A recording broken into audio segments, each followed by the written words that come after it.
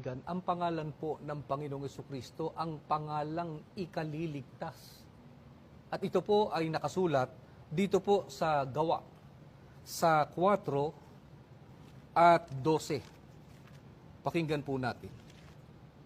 Kay Jesucristo lamang matatagpuan ang kaligtasan, sapagkat sa silong ng langit, ang kanyang pangalan lamang ang ibinigay ng Diyos sa ikaliligtas ng tao.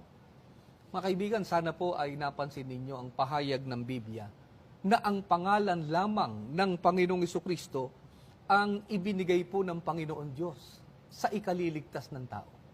Sa makatwid ay napakalaki po ng kinalaman ng pangalang Kristo sa kaligtasan.